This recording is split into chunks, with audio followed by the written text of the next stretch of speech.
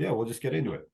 Cool. All right, today I'm joined by Jennifer Sarkar, who is the mother of Carter. Some might know from Carter's Challenge and Saving Carter. Jen has been a big advocate in Sanfilippo world and just rare disease world in general. She's very social media savvy and she's been through a lot with her son. And I think she just has a really great story to tell.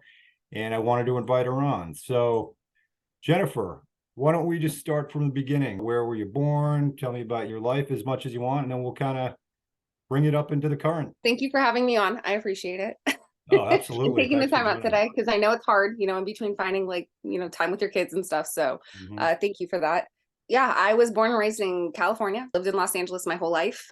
I met my husband at Starbucks, funny enough. I was working there. He was a customer. One day on my lunch, he asked me out, and we have been together ever since. We have two kids. We have our daughter, Sophia. She's 13. And then we have Carter, and he's 11. Carter had some health issues when he was younger. He was first diagnosed with chronic pancreatitis when he was about 18 months old. And that first year, we spent about 320 days in the hospital, just Wow. trying to figure things out and learning a new normal, if you will. He was going to preschool, and we thought he was just getting sick because when you send kids to school, they always come home with some kind of disease or some Yeah. kind of issue or something. And so he had a sinus infection that lasted from November until January. And our pediatrician at the time, who we've since changed, was like, oh, it's just normal kid stuff. Don't worry about it. He'll get over it. And he wasn't getting over it. And then it was Super Bowl Sunday and he had 106 fever. And I was like, this is not normal. Brought him in and they were like, oh, it's okay. It's just the flu that's going around. Take him home, get him hydrated. And I'm like, 106 for an 18-month-old? Mm. Really? You guys don't want to do blood work? You don't want to do, and they're like, no, it's fine. He had another one for the next day, and then they told me that it was because he had canker sores in his mouth, and I was like, no, that Yeah. doesn't sound right. It was insane. And then the final day where I was like, no, he needs to be seen by somebody else, I'm not going to do this anymore. They did his blood work. It lit up. His liver was 3 times the size that it normally should be. He had abscesses all over his stomach and his abdomen, and so we had to spend 14 days down at our version of Children's Hospital. And he left with a central line, which is basically a line that comes out from your clavicle, and they put Hmm. it in surgically. And he was only able to have ice chips and water for the next year and a half.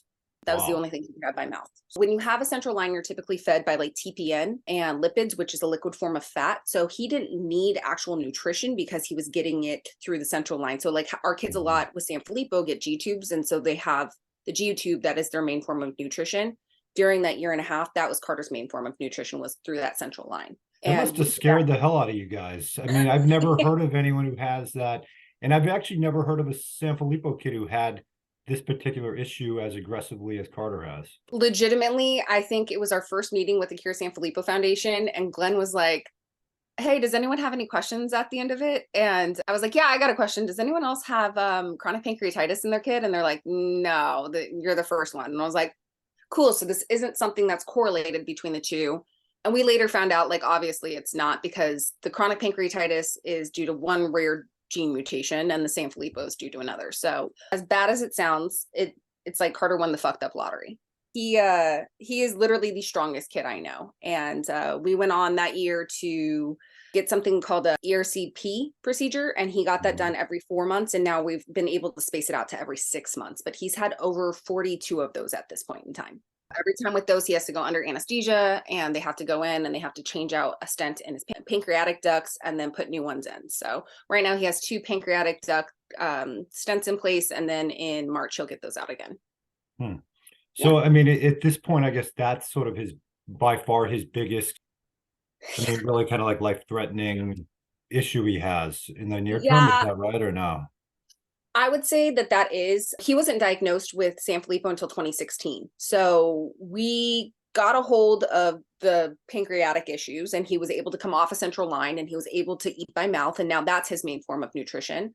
But I want to say right before, it was early 2016. It was no, maybe it was 2015. I'm lying. It was summer of that year. So it was 2015. We met with our surgeons and they looked at his abdomen thing, and they're like, hey, he has portal vein thrombosis too, which is basically think of how people have heart attacks and clogged arteries, if you Hmm. will. Yep. That's basically what's happening in his portal vein. And this portal vein, or anyone's portal vein, is basically how you get blood through like your liver and up and throughout like all of your stuff. So what happens is when it's clogged like that, the body's really, really smart, and it makes all these different pathways and varices all over the abdomen to try and get blood to these various places.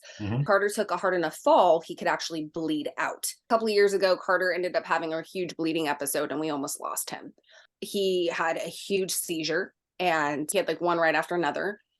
And I brought him down and he had to get like 10 different blood transfusions within a whole 24-hour period, which is just insane. So he actually has more blood of somebody else in his body, like currently, than he does of his natural body. Wow. And yeah, he almost died. Luckily, we were able to fix that and we brought him up to San Francisco. And so that procedure, getting his portal vein thrombosis surgery, is great. But yes, as you said, his pancreatic issues, in my opinion right now, out surpass what's going on with Sanfilippo. For Sanfilippo, him being 11, it's still being able to walk, still being able to eat by mouth, still being able to have some words. Like, he's doing great. I can't complain about it. So what led to the diagnosis specifically? Who brought that up to say, hey, we got to get him in genetic testing?